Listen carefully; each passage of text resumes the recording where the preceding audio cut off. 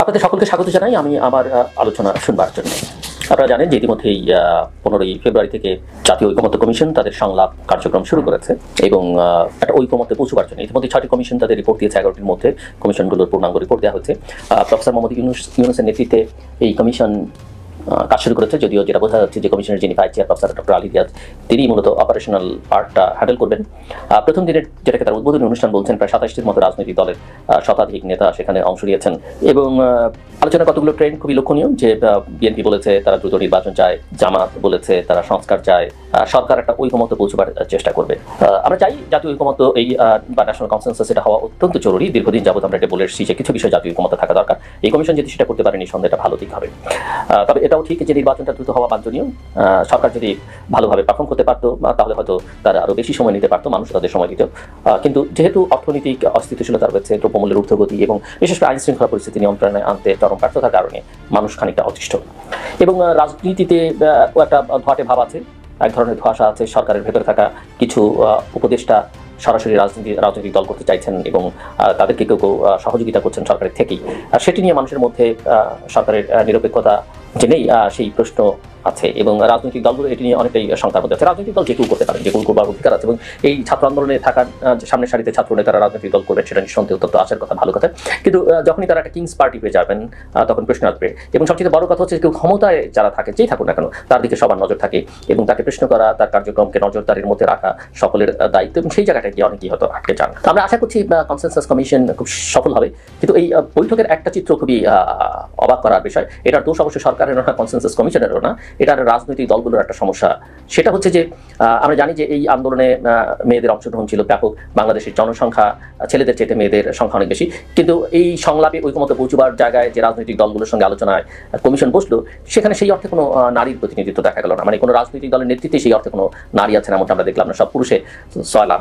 এটা একটা দিক। আরেকটা দিক হচ্ছে যে বিএনপির দিক থেকে সেটা যেভাবে ব্যাখ্যা করেন না কেন, তারা তাদের দ্রুত নির্বাচন চাইবার পক্ষে তাদের দিক থেকে যুক্তি আছে। জামাত সংস্কার চাইছে, কিন্তু এখানে একটা প্রশ্ন তোলা যেতেই পারে যে জামাত ইসলামের নিবন্ধন কিন্তু এখনো নেই, কাজেই এখন পর্যন্ত জামাত কিন্তু নির্বাচন করতে পারবার কথা না অফিসিয়ালি।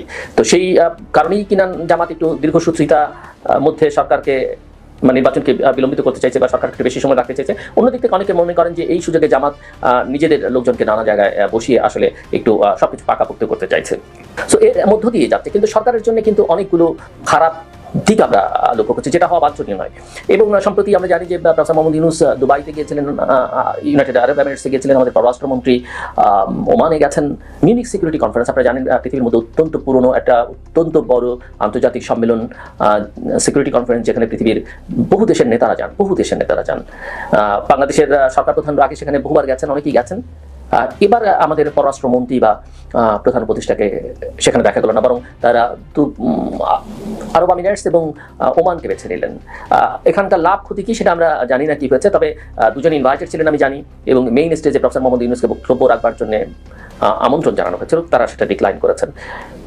অন্যদিকে আমরা এটাও দেখি যে কিভাবে আসলে চারদিক থেকে, এর আগে আমি আলোচনা করেছি যে যুক্তরাষ্ট্র, সুইজারল্যান্ড সহ ইউরোপের বহু দেশ কিন্তু, যুক্তরাষ্ট্রটা যেমন সারা পৃথিবীব্যাপী, সুইজারল্যান্ড 3টা দেশকে বেছে নিয়েছে যাদের ফান্ড তারা এইড কাটিল করছে বা কেটে ফেলছে। সেখানে বাংলাদেশ কিন্তু সামনে চলে আসছে। নেদারল্যান্ডস চিন্তা করছে আস্তে আস্তে কীভাবে বাংলাদেশকে তাদের সহযোগিতা কমিয়ে ফেলবে। এরকম বহু জায়গায় বহু উদাহরণ আছে। যেমন সম্প্রতি আপনারা দেখবেন যে যুক্তরাষ্ট্রের অত্যন্ত বিশ্বখ্যাত ব্যবসায়ী ইলন মাস্কের নেতৃত্বে ডোনাল্ড ট্রাম্প একটা ডিপার্টমেন্ট করেছেন, ডিপার্টমেন্ট অফ গভর্নমেন্ট এফিসিয়েন্সি। সেখানে তারা তাদের রাষ্ট্রীয় খরচ কমিয়ে আনবার জন্য সারা পৃথিবী জুড়ে যে এইড দেয় তার $723 মিলিয়ন তারা কাট করে দিয়েছে এবং তার মধ্যে $29 মিলিয়ন বাংলাদেশের কেটে দেওয়া হচ্ছে, যেটা মূলত বাংলাদেশের পলিটিক্যাল স্ট্যাবিলিটি এর জন্য এই ফান্ডটা ছিল, সেই ফান্ডটা কিন্তু কেটে দিয়েছে।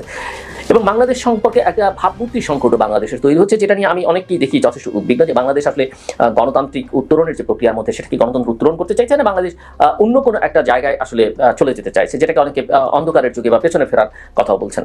নিঃসন্দেহে বাংলাদেশে মুসলিম সংখ্যাগরিষ্ঠের দেশ, প্রায় 90% মানুষ এখানকার মুসলিমদের চিন্তাভাবনা, ধ্যান ধারণা, সংস্কৃতি এখানে প্রধান থাকবে, এটা অবশ্যই থাকবে। এবং বাংলাদেশের ভৌগোলিক অবস্থানের কারণে এই মুসলিম আইডেন্টিটি রক্ষা অত্যন্ত জরুরি। যখন ভারতের প্রতিবেশী ভারত অত্যন্ত বড় দেশ এবং যেখানে একটা ধর্মভিত্তিক সরকার বা ধর্মীয় পরিচয়ে থাকা রাজনৈতিক শক্তি দীর্ঘদিন যাবৎ ক্ষমতায় আছে এবং তাদের কালচারাল যে প্রভাব বাংলাদেশে, সেখানেও বাংলাদেশকে অনেক ক্ষেত্রেই বাংলাদেশের নিজস্ব একটা আইডেন্টিটি ক্রাইসিস তৈরি হচ্ছিল। সেই জায়গায় এই শক্তির যে প্রভাব বা মুসলমানদের যে প্রভাব সেটা হয়তো থাকতে পারে, কিন্তু বাংলাদেশ জন্ম হয়েছে একটা সাম্য, সামাজিক ন্যায় বিচার, মানবিক মর্যাদার ভিত্তিতে, এবং সেখানে সকল ধর্ম বর্ণগোত্রের মানুষের সমান অধিকার থাকবে। আমরা যদি গণতন্ত্রের কথা বলি সেটাই থাকা উচিত, এবং সেটাই বাংলাদেশের আকাঙ্ক্ষা, জন্মের আকাঙ্ক্ষা, গত 53 বছরের নানান গণতান্ত্রিক সংগ্রামের আকাঙ্ক্ষা যে বাংলাদেশ একটা অসাম্প্রদায়িক দেশ হবে, সকল সম্প্রদায়ের মানুষ এখানে সমানভাবে সমান মর্যাদা নিয়ে থাকবে, এবং বাঙালির একটা নিজস্ব সংস্কৃতি আছে সেটাও এখানে থাকবে। অবশ্যই মুসলিম সংস্কৃতিরও এখানে চর্চা অবশ্যই একটা প্রধান ধারা হিসেবে থাকবে, কিন্তু এখানে কোনো উগ্র ধর্মান্ধ গোষ্ঠী জায়গা করে নেবে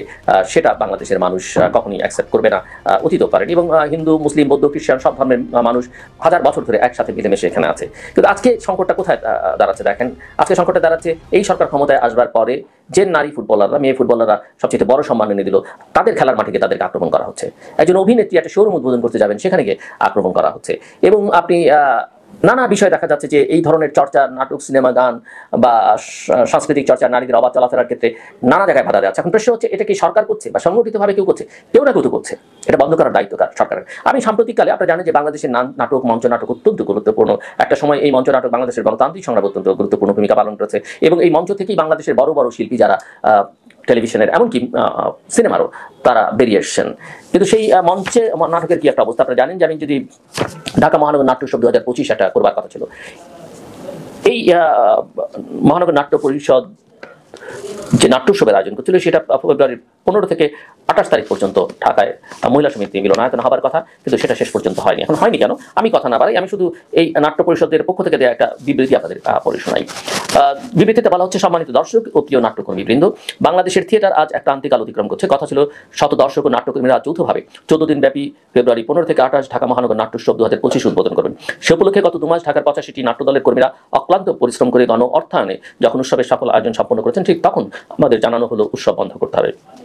গতকাল দুপুর একটা সময় বাংলাদেশ মহিলা সমিতির দায়িত্বপ্রাপ্ত কর্মকর্তা আমাদের জানান যে রমনা থানা থেকে ফোনে নাট্যোৎসব বন্ধ করতে বলা হয়েছে।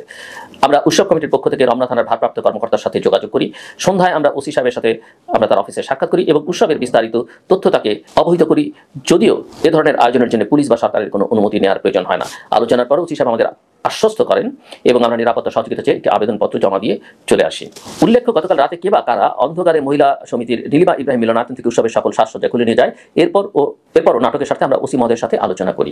বিগত দিনে দেশ নাটকের নিত্য পুরাণ নাটকটি বাংলাদেশ শিল্পকলা একাডেমিতে শোয়ের মাঝপথে বন্ধ করে দেওয়া হয়েছিল, এবং এর প্রতিবাদে নাট্যকর্মীরা যখন সমাবেশ করছিল তখন শ্রদ্ধেয় নাট্যজন মামুনুর রশিদ সহ উপস্থিত নাট্যকর্মীদের উপর যারা হামলা করেছিল, আজকের ঘটনা তারাই পুনরাবৃত্তি বলে আমরা মনে করি। এই অনাকাঙ্ক্ষিত পরিস্থিতি সকলের নিরাপত্তার কথা ভেবে আমাদের অক্লান্ত পরিশ্রম ও ভালোবাসার আয়োজন করা প্রাণের নাট্যোৎসব আপাতত স্থগিত ঘোষণা করতে যাচ্ছি। প্রিয় নাট্যকর্মী, দর্শকবৃন্দ, নাট্যশিল্পী আমাদের পরিচয় হলো আমরা রাজনৈতিক সচেতন মানুষ, কিন্তু আমরা যখন থিয়েটারে আসি তখন আমাদের পরিচয় আমরা শিল্পী। দল মতের ঊর্ধ্বে উঠে আমরা মানুষের কথা বলি আমাদের নাটকের মাধ্যমে। আজকের এই অনাকাঙ্ক্ষিত পরিস্থিতির জন্য আমরা দুঃখ প্রকাশ করছি। আমরা আশাবাদী ঈদের ছুটির পর আবারও আমরা আসবো নাটক নিয়ে আপনাদের সামনে। আপনারা আমাদের সাথে ছিলেন, আছেন, ভবিষ্যতে থাকবেন, কারণ দর্শকই আমাদের স্বজন, দর্শকই আমাদের প্রেরণা। ভালো থাকবেন, দেখা হবে থিয়েটারে।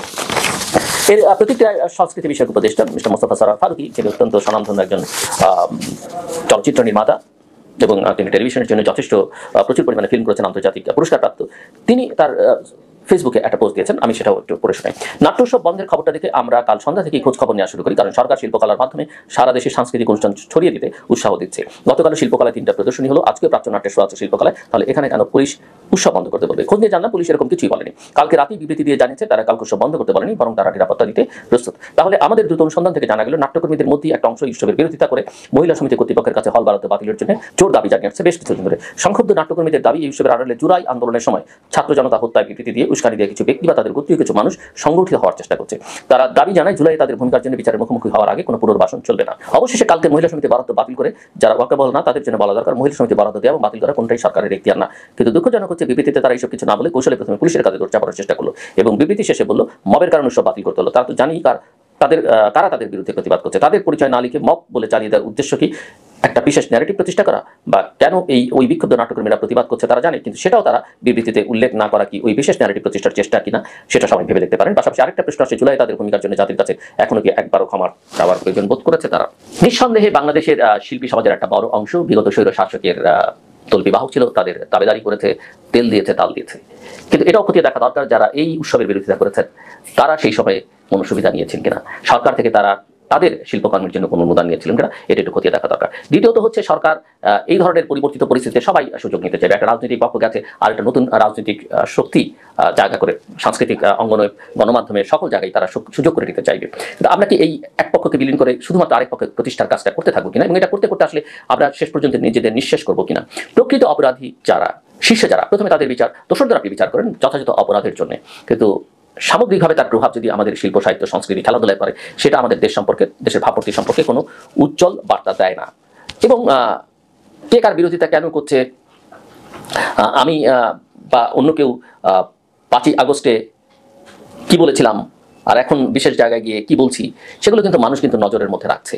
আমি আওয়ামী লীগ আমলে কি বলেছি, এখন কি বলছি, কোন পরিস্থিতিতে আমি আমার চেহারা পাল্টে ফেলছি, সেগুলো কিন্তু সবাই জানে। যেমন ধরেন, আমি গত 2-3 বছর বহু জায়গায় বলেছি, আমার ধারণা 25 নম্বর বাড়িটিও শেখ হাসিনা যা করছেন রক্ষা করতে পারবে না, থাকবে না।